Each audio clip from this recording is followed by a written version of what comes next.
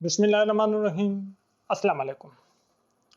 اردو برائے second year for all کے پی کے بورڈز اینڈ فیڈرل بورڈ کے سبق نمبر 1 مسلمانوں کے طرز تعلیمی نالج ود کلندر کی جانب سے خوش آمدید۔ بچوں، یہ سبق مولانا شبلی نعمانی نے لکھا ہے۔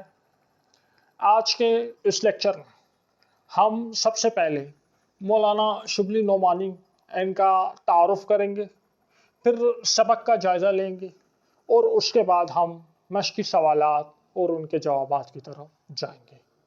بچوں، اس ویڈیو کو مکمل دیکھنا ہے، آپ نے غیر سنجیدہ ہو کے نہیں دیکھنا۔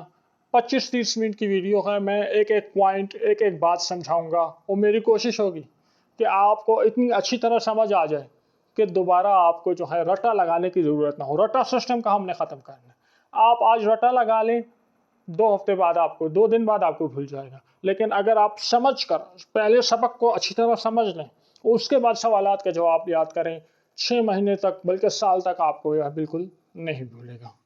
تو اس کے لیے آپ نے سنجیدہ ہو کے پہلے کیا کرنا ہے، سائٹ پر بیٹھ جائیں، ہیڈ فون لگا لیں، کتاب اپنے ساتھ رکھ لیں، ایک کاپی رکھ لیں، پین رکھ لیں، کچھ پوائنٹس اپنے ساتھ نوٹس کر رہے ہیں، ٹھیک ہے؟ اور بہت سنجیدہ ہو کے آپ نے مکمل توجہ اس لیکچر پہ آپ نے دینی ہے، تو آپ کو بہت اچھی سمجھ آئے گی۔ اور میرا دعویٰ ہے آپ کو پھر ادھر ادھر دیکھنے کی ضرورت نہیں ہے، آپ بلکہ جواب یاد کیا آپ خود سے جواب تیار کر سکتے ہیں۔ تو چلیں ویڈیو کا آغاز کرتے ہیں۔ تو بچوں، جیسا آپ کو بتایا تھا، یہ سبق مولانا شبلی نعمانی نے لکھا ہے۔ تو سبق کے آغاز میں ہم مصنف کا تعارف کریں گے۔ ان 6 پوائنٹس کو آپ لوگوں نے ذہن نشین رکھنے۔ ابتدائی حالات میں ہم یہ دیکھتے ہیں کہ ان کی ولادت کب ہوئی، کہاں ہوئی، ان کے والد کا کیا نام تھا، یہ باتیں لکھیں گے۔ تو مولانا شبلی نعمانی 1857 میں اعظم گڑھ جگہ کا نام ہے، اعظم گڑھ۔ اعظم گڑھ میں ایک گاؤں تھا بندول، وہاں ان کی ولادت ہوئی۔ ان کے والد کا نام تھا شیخ حبیب اللہ، ٹھیک ہے؟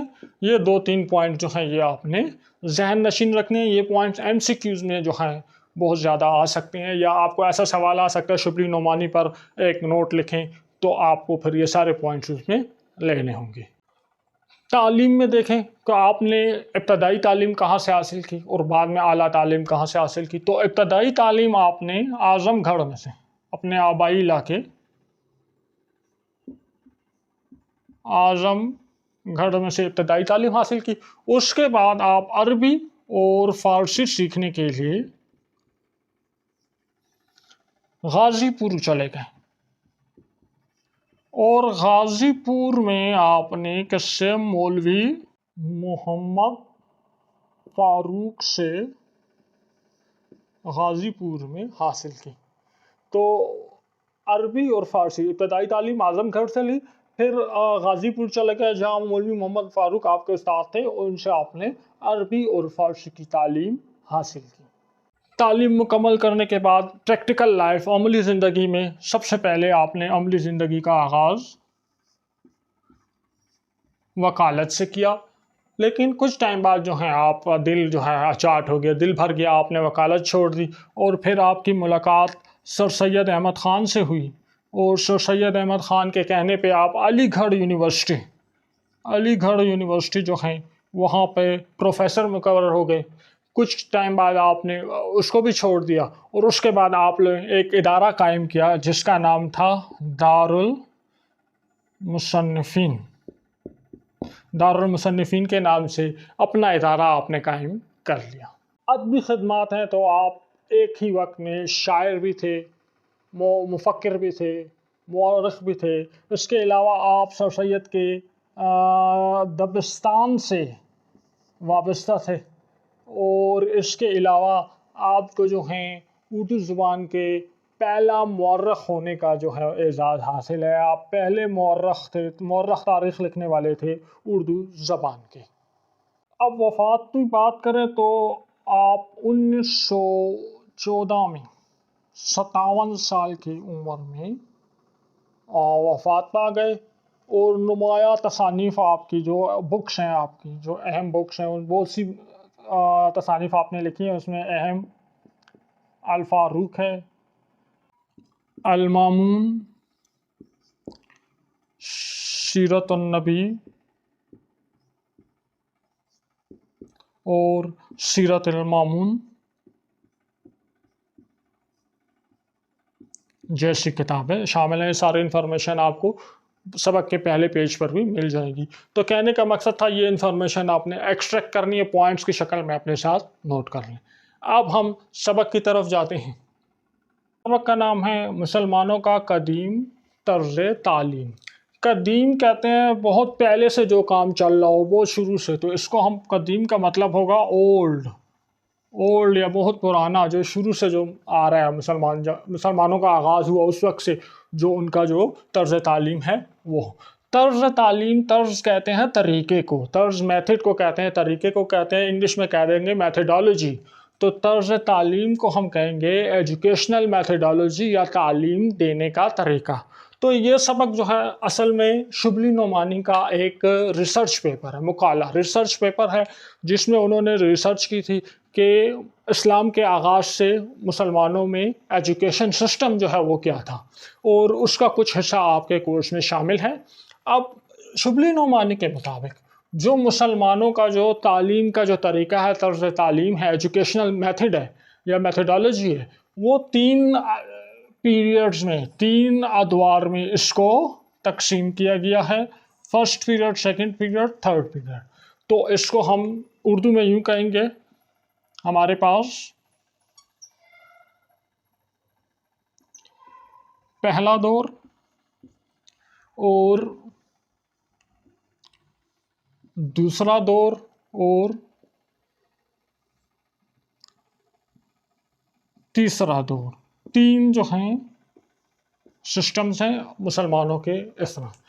पहला दौर जो है हमारे पास, ये इस्लाम के आगाज़ से 147 हिजरी तक जो है ये सिस्टम चल रहा था। यानी इस्लाम के आगाज़ से 147 हिजरी तक मुसलमानों का जो एजुकेशन सिस्टम था, कैसा था, किस तरह तालीम हासिल करते थे, ये पहला दौर था। फिर थोड़ा सा चेंज हो गया क्योंकि मुसलमानों ने और इलाके फ़तह कर लिए, इराक़ फ़तह कर लिया, ईरान फ़तह कर लिया। तो अरब थे ना, तो अरबों ने इराक़ फ़तह कर लिया, ईरान फ़तह कर लिया, शाम फ़तह कर लिया, हिंदुस्तान इधर शामिल हो गया। तो मुख्तलिफ़ इलाके जब इन्होंने फ़तह कर लिए तो जो वहाँ पे जो अक़वाम थी वो भी इस्लाम में दाखिल होने शुरू हो गई। अब यहाँ से एजुकेशन सिस्टम का दूसरा दौर शुरू हुआ है और फिर तीसरा दौर, ठीक है, दूसरा दौर है। और यहाँ पे भी अभी जो है कोई इतना प्रॉपर सिस्टम नहीं था। फिर तीसरा दौर है, तीसरा दौर उस्मानी खिलाफत के वक्त जो है फिर इन्होंने बाकायदा एक एजुकेशन सिस्टम बनाया, एक अलग कानून बनाए, कुछ कुरिकुलम वगैरह बनाए। तो वो फिर खिलाफत उस्मानिया के साथ से तीसरा दौर शुरू हुआ। तो इन तीनों अदवार के कुछ पॉइंट्स हैं जो हम 1 बाय 1 आपके साथ डिस्कस करेंगे। उसके बाद आपको ये सबक बहुत अच्छी तरह समझ आ जाएगा।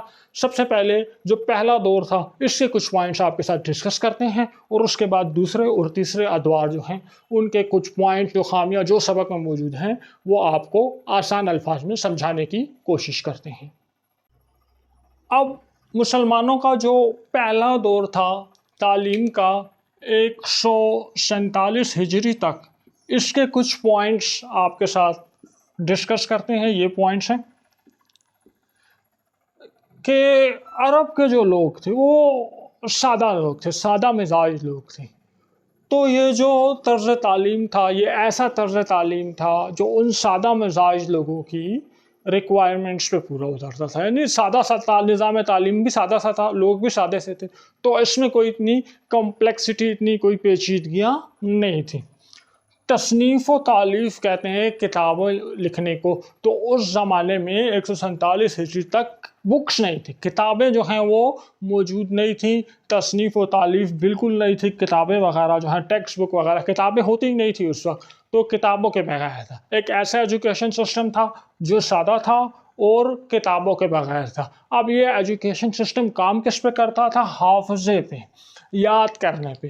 شاگرد بیٹھا ہوتا تھا, استاد اس کو درس دیتا تھا, شاگرد اس درس کو یاد کر لیتا تھا. اس کے علاوہ جتنے بھی بحث طلب مسائل تھے, جو بڑے بڑی پیچیدگیاں تھیں اس ٹائم کی, وہ ساری جو ہیں وہ بھی ان کے نصاب میں, طرز تعلیم میں شامل تھی. یعنی یہ جو بحث مباحثے وغیرہ جو ہیں یہ بھی ہوتے تھے. اس کے علاوہ یہ جو طرز تعلیم جو چلتا تھا جب کتابیں نہیں تھیں, تو یہ سند و روایت پر چلتا تھا. سند و روایت کا مطلب ہے استاد نے اپنے استاد سے جو سنا ہے وہ اپنے شاگرد کو سنا دیتا تھا, شاگرد اس کو حافظے میں یاد کر لیتا تھا, اور پھر جب وہ شاگرد آگے جا کے استاد بن جاتا تھا اپنے شاگرد کو وہ سنا دیتا تھا. تو اس سسٹم کو ہم کہتے ہیں سند و روایت. یہ پہلا دور تھا. پھر دوسرا دور 147 ہجری کے بعد آیا. اس کے کچھ پوائنٹس آپ کو ڈسکس کرتے ہیں. مسلمانوں کی تعلیم کا دوسرا دور 147 ہجری کے بعد کا ہے. جیسے میں نے شروع میں کہا تھا, بہت سے نئے ممالک مسلمانوں نے فتح کر لیے تھے, بہت سی نئی اقوام اسلام قبول کر رہی تھیں, اسلام میں داخل ہو رہی تھیں. تو اب یہ دوسرے دور کا آغاز ہوا. لیکن بہت افسوس کی بات ہے کہ جو حکمران تھے ان کی کوئی پریورٹی نہیں تھی ایجوکیشن, تعلیم سے ان کے کوئی ترجیح نہیں تھی. وہ صرف اپنی حکومتیں بنا رہے تھے, اپنی حکومت بچا رہے تھے, بغاوتیں ہو رہی تھی, تو وہ ان چکروں میں پڑے تھے. تو تعلیم ان کی پریورٹی نہیں تھی. اب اس دوسرے دور میں جو پہلی بات دیکھنے میں آئی ہے وہ بہت زیادہ تیزی دیکھنے میں آئی ہے کہ جو عربوں کے جو علوم تھے اور جو فنون تھے, جو فن تھا, جو طریقے وغیرہ تھے, وہ بہت تیزی سے پھیل رہے تھے. وہ عربوں کے علوم دیگر اقوام نے بہت تیزی سے قبول کیے, تو یہ علم جو ہے بہت تیزی سے پھیل رہا تھا. ایک بات ہے, وہ جو ہے جتنے بھی علوم تھے وہ سب عربی زبان میں تھے, تو جتنے علوم کے اوپر عربی زبان کی چھاپ لگی ہوئی تھی, دیگر زبان والوں کو پہلے عربی سیکھنی پڑتی تھی, پھر اس علوم کو سیکھنا پڑتا تھا, تو ان کے لیے کچھ مسائل تھے. اچھا, مقامات تعلیم مسلمانوں نے اتنے بہت ممالک فتح کر لیے, لیکن کوئی مدرسہ وغیرہ, کوئی بڑا یا معروف مدرسہ نہیں تھا. لیکن یہ تعلیم کہاں دی جاتی تھی؟ یہ مختلف خانقاہوں وغیرہ میں یا مساجد وغیرہ میں جو ہے تعلیم کا سسٹم تھا. کوئی حکومتی سطح پہ کوئی بڑا جو ہے یونیورسٹی لیول اس طرح کا کوئی نہیں تھا. مختلف مساجد ہوتی تھی, بزرگوں کی خانقاہیں ہوتی تھی, وہاں استاد بیٹھا ہوتا تھا, ہزاروں شاگرد وہاں آ جاتے تھے, اس سے سیکھتے تھے. یہ دور جو ہے تصنیف و تالیف کا دور تھا. یہاں کتابیں لکھی گئی تھیں, ہزاروں لاکھوں جو ہیں یہاں کتابیں جو ہیں اس دور میں لکھی گئی ہیں. ہاتھ سے کتابیں لکھی جاتی تھیں. تو اکثر اس طرح ہوتا تھا کہ استاد جو ہے بول رہے ہوتے تھے, شاگرد لکھ رہے ہوتے تھے, پوری کتاب جو ہے بن جاتی تھی. تو ہزاروں لاکھوں کی تعداد میں جو ہے کتابیں, اور ہزاروں کی تعداد میں اساتذہ, اور لاکھوں کی تعداد میں کتابیں اس دور میں پیدا ہوئی ہیں. حلقہ درس, تو حلقہ درس اس طرح سسٹم ہوتا تھا کہ ایک استاد ہوتا تھا, وہ بیٹھا ہوتا تھا, اور ہزاروں طالب علم ادھر جمع ہو جاتے تھے, ایک حلقہ بنا لیتے تھے, استاد درس دیتا تھا, اور طالب علم جو ہیں اپنی قلم دوات سے اس کو نوٹ کرتے تھے. طرز تعلیم, اس وقت جو ٹیچنگ میتھڈ تھا اس کو املا بولتے ہیں. املا مطلب یہ تھا لیکچر میتھڈ تھا. استاد لیکچر دیتا تھا اور شاگرد جو ہیں اس کو نوٹ کرتے تھے. جس طرح میں لیکچر دے رہا ہوں, آپ میں سے کوئی بیٹھ کے اس کو نوٹ کر رہا ہے. تو یہ جو ہے طرز تعلیم اس وقت تھا. اب ہم تیسرے دور کے کچھ پوائنٹس ہیں ان کو ڈسکس کرتے ہیں. مولانا شبلی نعمانی کے مطابق کچھ وقت گزرنے کے بعد مسلمانوں کے تیسرے دور تعلیم کا آغاز ہو گیا. اس دور میں سب سے پہلے تو مراکز, تعلیم کے مراکز قائم ہو گئے, مدرسے وغیرہ جو ہیں وہ قائم ہو گئے. اس سے پہلے میں نے بات کی ہے کہ مسجدوں و خانقاہوں میں ہو رہی تھی. اب باقاعدہ سے کچھ مراکز بن گئے, لوگ سفر کر کے وہاں جاتے تھے, وہاں سے علم حاصل کر کے آتے تھے. ان مراکز میں کچھ مشہور ہیں, اندس ہے, بغداد, مصر, شام, یہ کچھ مشہور مقامات تھے. یہاں پہ بہت سارے مکتب, مدرسے کھلے ہوئے تھے, طالب علم دور دور سے وہاں آتے تھے اور وہاں علم حاصل کرتے تھے. اچھا, اس کے علاوہ نصاب ہے. اس سے پہلے جو دو ادوار تھے وہاں کوئی نصاب, کوئی کوریکولم, کوئی سلیبس وغیرہ نہیں تھے. پہلے تو آزاد تعلیم تھی, جس کا استاد کا جو دل کرتا وہ پڑھا دیتا تھا. اب باقاعدہ سلیبس بنا دیا گیا, باقاعدہ ایک کورس بنا دیا گیا, تو طالب علموں کو وہ کورس کرنا پڑتا تھا. جداگانہ قانون, سلطنت عثمانیہ کے زمانے میں پھر الگ سے قانون سازی ہو گئی ایجوکیشن سسٹم کے لیے، اور باقاعدہ جو ہے ایک قوانین بن گئے، سلیبس بن گئے، یعنی ایک پراپر مینج ہو گئی۔ اب ادھر بہت سے نقصانات ہوئے ہیں مسلمانوں کو۔ اس میں یہ ہو گیا کہ جو سلیبس بنائے تھے اس میں بہت سے غیر ضروری علوم جو ہیں وہ شامل کر دیے گئے۔ اب اس میں ایک علم ہے، اس کو نحو کہتے ہیں، صرف و نحو۔ اس میں کیا کرتے ہیں، عربی کے جملے میں لاتے ہیں، ٹھیک ہے۔ تو اسی طرح بہت سے جو علوم ہیں جن کا سلیبس بہت زیادہ تھا، تو اکثر 15-20 سال جو ہیں بندوں کو لگ جاتے تھے وہ غیر ضروری علوم جس کا کوئی فائدہ نہیں تھا، پریکٹیکل لائف میں کوئی فائدہ نہیں تھا، تو وہ سیکھنے میں لگ جاتے تھے۔ تصانیف کی کثرت ہو گئی تھی بہت زیادہ، جیسے پچھلے ٹائم ہم نے کہا تھا بکس لکھنا شروع ہو گئی تھی، تو لاکھوں کی تعداد میں بکس آ گئی تھی، تو بکس جو ہیں یہ بہت زیادہ ہو گئی تھی۔ اچھا، اب یہ جو تعلیم جو ہے یہ کتابی تعلیم تھی، استاد کتاب میں سے پڑھاتا تھا، استاد کتاب کھولتا تھا، کتاب میں جو لکھا ہوتا تھا وہ طالب علموں کو پڑھاتا تھا۔ اس سے پہلے جو تھا املا والا طریقہ، اس میں استاد لیکچر دیتا تھا، اپنے پرسنل ایکسپیرینس، استاد کہیں سے سیکھ کے آیا ہوتا تھا اور وہ سیکھی ہوئی باتیں اپنے شاگردوں کو سکھاتا تھا۔ اب کتاب والا سسٹم آ گیا، بس کتاب میں جو لکھا ہے استاد کو آتا ہے یا نہیں آتا، استاد نے اس کو پریکٹیکل کیا ہے یا نہیں کیا، بس استاد وہ سکھا رہا ہے۔ املا کا خاتمہ ہو گیا، لیکچر سسٹم جو ہے وہ خاتمہ ہو گیا، اور یہ جو ہے کتابی تعلیم جو آ گئی۔ تو یہ سارے مین پوائنٹس تھے جو اس سبق میں لکھے ہوئے تھے۔ سبق بہت مشکل ہے، بچے پڑھتے ہیں تو سمجھ نہیں آتی، بچے سمجھے بغیر ایکسرسائز پہ چلے جاتے ہیں تو پھر مسئلے ہو جاتے ہیں۔ تو امید ہے یہ سارے پوائنٹس آپ کو سمجھ آ گئے ہوں گے۔ اب ہم اس سبق کی ایکسرسائز کی طرف جاتے ہیں۔ سب سے پہلے ہم سبق مسلمانوں کے طرز تعلیم کے بورڈ کے امتحانات کے حوالے سے کچھ اہم معروضی سوالات اور ان کے جوابات کا ذکر کرتے ہیں۔ سبق مسلمانوں کا قدیم طرز تعلیم شبلی نعمانی کی تصنیف ہے۔ شبلی نعمانی کو اردو کا پہلا مورخ ہونے کا اعزاز حاصل ہے۔ شبلی نعمانی کا سب سے بڑا کارنامہ سیرت النبی صلی اللہ علیہ وآلہ وسلم کی تصنیف ہے۔ شبلی نعمانی کو حکومت نے شمس العلماء کا خطاب دیا یا لقب دیا۔ سبق مسلمانوں کا قدیم طرز تعلیم مقالات شبلی سے ماخوذ ہے۔ دریائے سندھ کے کنارے تک اسلام حکومت کر رہا تھا۔ فلسفہ نے علم الکلام کی صورت میں مذہبی علم ہونے کی حیثیت حاصل کر لی۔ اعلیٰ تعلیم کے لیے مناظرہ کی مجلسوں میں شریک ہونا لازمی تھا۔ سلطنت عثمانیہ کے زمانے میں مسلمانوں کا جداگانہ تعلیم کا قانون پاس ہوا۔ پہلے اور دوسرے دور میں زیادہ تر فن کی تعلیم ہوتی تھی۔ تیسرے دور نے کتابی تعلیم کی بنیاد رکھی۔ مذہبی غلط فہمی کی وجہ سے فلسفہ اور منطق سے ہمدردی نہ تھی۔ بیشتر علوم وہ تھے جن کو حافظہ سے زیادہ تر تعلق تھا۔ جب کوئی مثال تفصیلی فہرست بیان کرنی ہو تو تفصیلیہ کی علامت لگاتے ہیں۔ اب ہم اس سبق کے مشقی سوالات اور ان کے جوابات کی طرف جاتے ہیں۔ پہلا سوال، 145 ہجری سے پہلے مسلمانوں کا طرز تعلیم کیسا تھا؟ شبلی نعمانی نے اپنے مقالے مسلمانوں کا طرز تعلیم میں مسلمانوں کے تعلیمی نظام پر بات کرتے ہوئے 1445 ہجری سے پہلے کے طرز تعلیم پر بحث کی ہے، جس میں آپ کے مطابق یہ طرز تعلیم عربوں کی سادہ طرز زندگی کے عین مطابق تھا۔ اس زمانے میں تصنیف و تالیف یعنی کتابیں لکھنے کا کوئی رواج نہ تھا۔ ایسے علوم پڑھائے جاتے تھے جن کا تعلق حافظہ سے ہوتا تھا۔ اس زمانے کا طرز تعلیم سند و روایت کی بنیاد پر قائم تھا، یعنی جو علوم اساتذہ سے سنتے گئے انہیں روایت کے ذریعے آگے منتقل کرتے تھے۔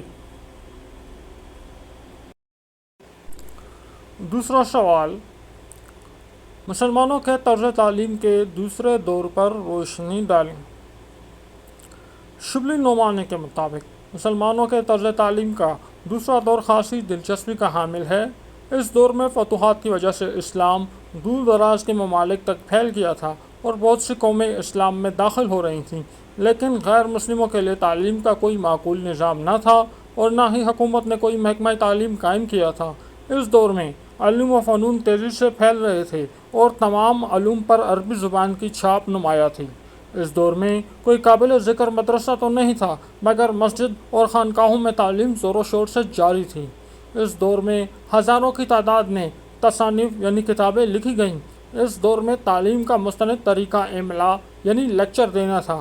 طلبہ استاد کا لیکچر لکھ لیا کرتے تھے، یوں عمالی کے نام سے ایک مستقل کتاب تیار ہو جاتی تھی۔ اگلا سوال، مسلمانوں کی تعلیم و تدریس کے مراکز کون کون سے تھے؟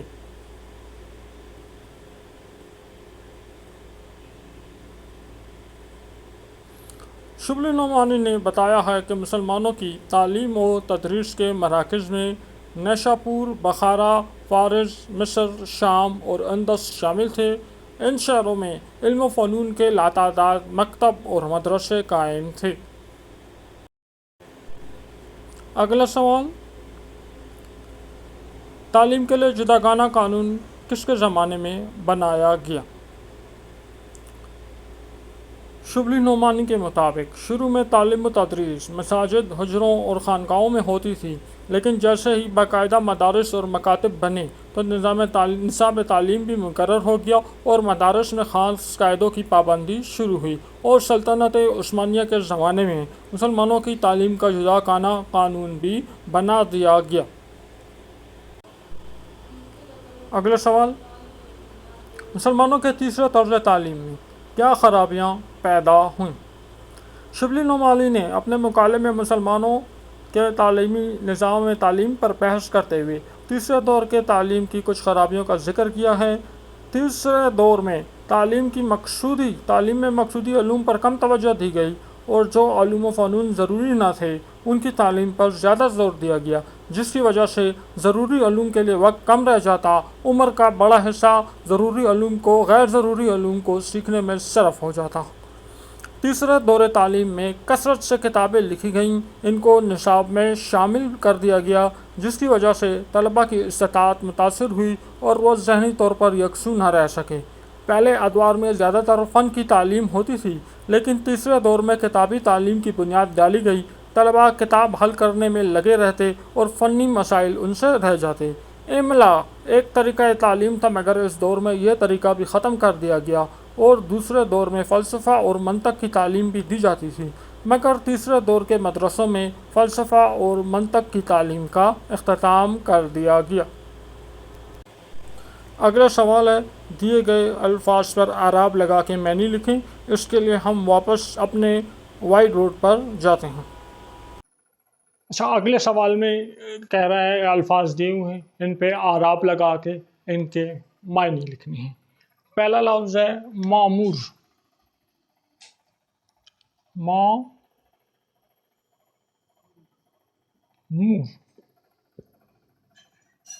پھر ہے دفعتن، دال پہ زبر ہوگی، فے پہ دف، آ اور تے پہ دو زبر ہوگی، دفعتن کہتے ہیں اچانک، سڈنلی۔